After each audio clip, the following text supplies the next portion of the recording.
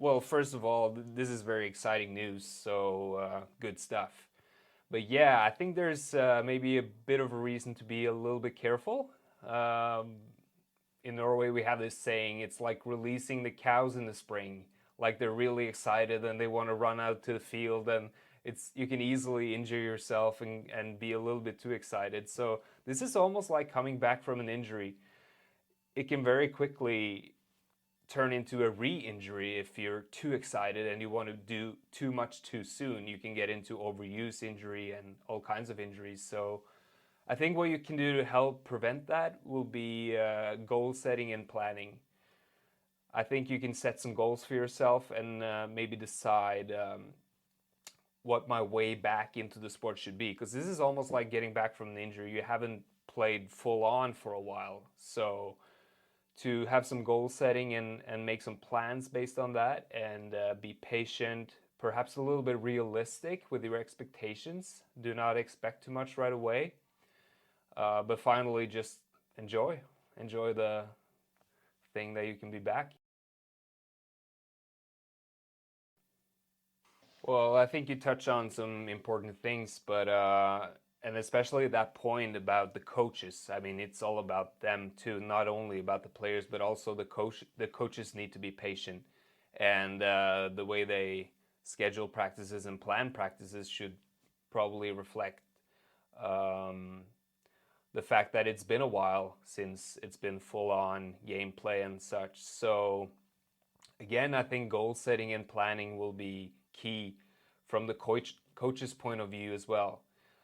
Previously, I guess it's been a little bit hard to make too many plans and too many goals because you haven't really had a time horizon or a date for when you can return to play. It's very hard. That's one of the hard things about COVID. It's hard to make plans. It's hard to set goals. But now that you guys have well, maybe not a definite date, even if that changes, you now have a clue as to when you may return. So now's the time to make some plans and perhaps set some goals. And a huge part about goal setting is decide when you should peak. Like if you come back from an injury or from this and you think I'm going to be my best next week, you probably can do too much too soon and maybe get an injury. So decide, when should I peak? Like you do before a season, like when should we be at our best, and plan around that.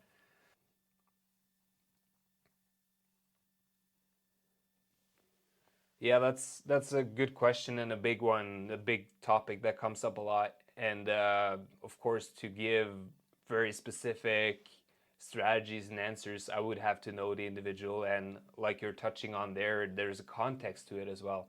Everyone's in a context, and that will factor in.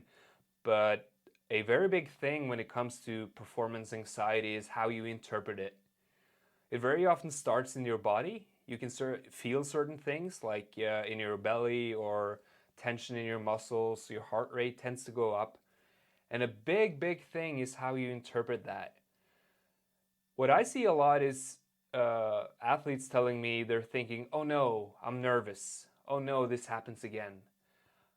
And I've been there myself. And that makes it very hard for you to go from there in order to perform well.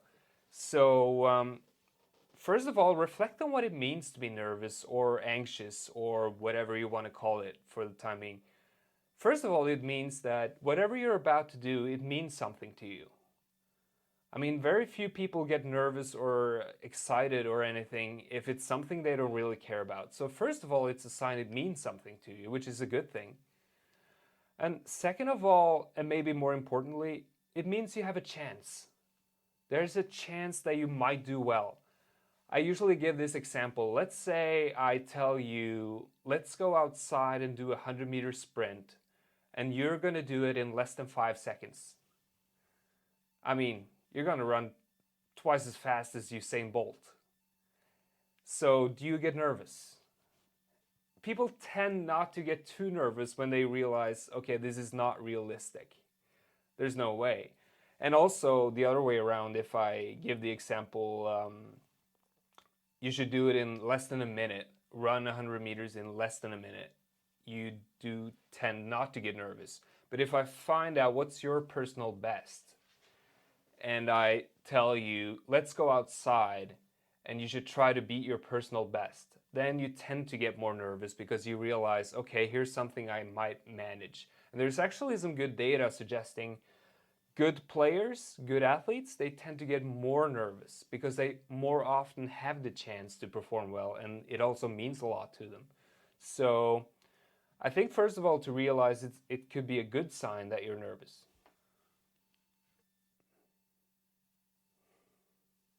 Yeah, and that's a key term, excited. I mean, one of the things you can do if you want to become more of a friend to anxiety and all that stuff is you might want to call it excitement. I mean, instead of calling it nervous, maybe calling it excited, like you're excited to perform. And also to practice. I mean, practice makes perfect. If you start practicing putting yourself in those situations where you feel a little tense, start calling yourself excited and practicing in those situations, and also approach those situations instead of trying to avoid them.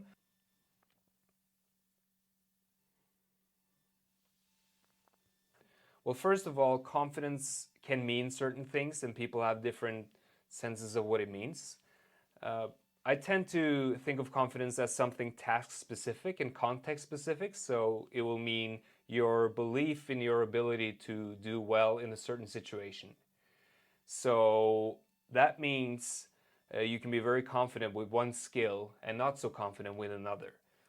And also in different situations, like you have this belief in yourself in certain types of games, for example. But generally speaking, confidence is something you have to create and recreate again and again. So very often you'll play well in one game and you can come into the next game and not feel very confident. And that's very common. And even the great ones have that experience. The interesting thing about confidence is it can definitely make performance easier, but it's not necessary to be 100% confident in order to succeed. For the time being, I'm working with the national rowing team here in Norway, which has quite a few guys qualified for the upcoming Olympics. And they did this session earlier, it was last year, and they told us about their build up to big events like the World Championships, in which a few of the guys won. And they kept telling you how they would feel insecure and the preparations were not perfect as they were approaching the big championships, and they could feel almost terrible like right before the event. And they still did a great job and they succeeded and won. I mean, you have these incidents, not even incidents, you have this happen a lot where you don't feel that well, but you still end up doing well. And you can do that. What you want to avoid is to have no confidence at all or no belief in your abilities as an athlete or a player. Because then you'll probably go into the situation and be less prepared and you're more likely to give up too. I mean, you may end up giving up because you think you're not able to do it. So I think some confidence, the difference between no confidence or a very low level and a medium level, I think that's huge. But then in order to feel really good and be really confident, I think you'll need to start doing some good things, to have some good actions, to be good on the ball or something in football. And then you'll start to feel more confident as you go along.